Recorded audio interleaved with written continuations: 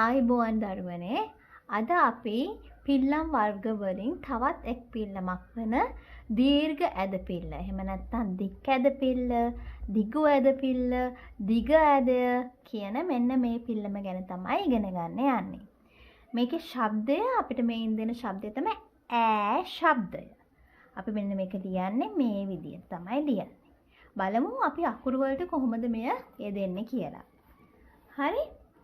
ක අකුරට දීර්ඝ ඇදය එහෙම නැත්නම් දිග ඇදය යෙදුනොත් වෙන්නේ මොන ශබ්දයද? කෑ ශබ්දය. ම අකුරට දිග ඇදය යෙදුනම මෑ ශබ්දය එනවා. ස අකුරට දිග ඇදය යෙදුනම සෑ ශබ්දය. ප අකුරට දිග ඇදය යෙදුනම පෑ ශබ්දය. ල අකුරට දිග ඇදේ යෙදුනම ලෑ ශබ්දය. ය අකුරට දිග ඇදේ යෙදුනම යෑ ශබ්දය. ග අකුරට දිග ඇදේ යෙදුනම ගෑ ශබ්දය. ර අකුරට දිග ඇදේ යෙදුනම ර අකුර මෙතනින් තමයි අපි දිග ඇදේ යොදන්නේ. රෑ ශබ්දය. ව අකුරට දිග ඇදේ යෙදුනම වෑ ශබ්දය. ද අකුරට දිග ඇදේ යෙදුනම දෑ ශබ්දය. ත අකුරට දිග ඇදේ යෙදුනම තෑ ශබ්දය. බ අකුරට දිග ඇදේ යෙදුනම බෑ ශබ්දය. හ අකුරට දිග ඇදේ යෙදුනම හෑ ශබ්දය. අ අකුරට දිග ඇදේ යෙදුනම ඈ ශබ්දය. දැන් අපි බලමු දීර්ඝ ඇදේ යෙදලා තියෙන වචන කිහිපයක්. හරි. ඔයගලන්ට පේනව නේද? මොනවද මේ? ඔයගොල්ලෝ කන්න කැමති જાති. අපි මේවට කියනවා කෑම. හරි? කෑම. කෑම ලියද්දි අපි ඉස්සෙල්ලාම ලියන්නේ ක අකුර.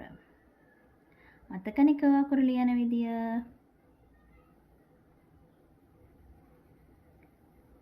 හරි. එතකොට දීර්ඝ ඇදේ යොදන්නේ මෙන්න මේ නිල් ඉරි දෙක අතර. ඉතින් අකුරක් වගේ ලියලා ඉවරලා මෙන්න මෙහෙම පොඩි කෑල්ලක් දාන්න. ඊට පස්සේ ම.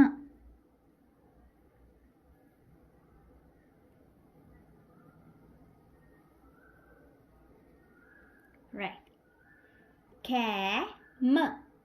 කෑම. මේ මොකක්ද මේ?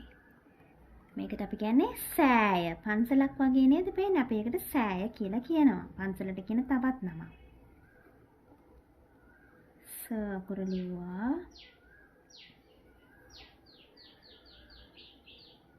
දීර්ඝ ඇදය මේ විදිහට යෙදුවා. ඊට පස්සේ ය අකුර.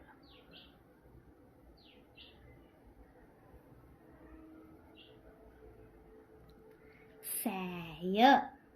සෑය. මේ පේනවද දෙන්නේ? එක්කෙනෙක් මෙතන ඉන්නවා අනිත් එක්කෙනා ඈත ඉන්නේ. එහෙනම් අපි ලියමු ඈත. මොකක්ද දෙන පළවෙනි අකුර? අ අකුර. හරි අපි ලිව්වා. පුංචි කලක් දැම්මා. දැන් ඔන්න දීර්ඝ ඇදේ කොහොමද ලියන්නේ?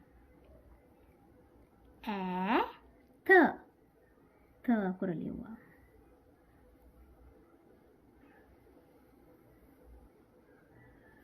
හරි මොකක්ද මේ? right. මේකට කියන්නේ පෑන. පෑන. ප අකුර ලිව්වා.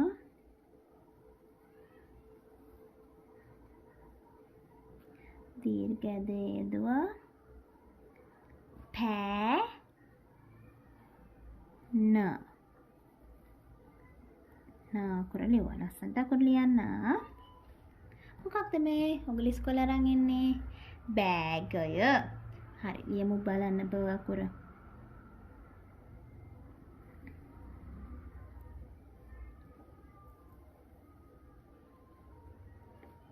ඔන්න දීර්ඝ ඇදේ යෙදෙනවා. බෑ වෙනවා. හරි ඊට පස්සේ ග අකුර. බෑග ය.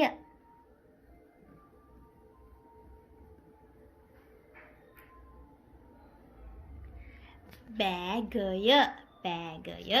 හරි මේ විදිහට ලස්සනට ලියලා ආන්ටිට පින්තූරයක් එවන්න. God bless.